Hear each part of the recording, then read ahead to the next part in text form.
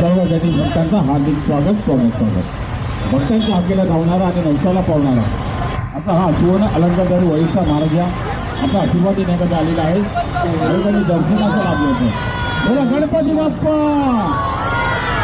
मंगल. संकेत बागुळे साहेब, तुम्ही तर येऊ शकत नाही असं मला वाटतं. थांबा थांबा थांबा जरा थांबा. राजू आहे, तुमचं इथे स्वागत आहे सगळ्यांचं. हा आमचा मित्र, जुना मित्र आहे राजू, आणि सर्व कलाकार आहेत आहे.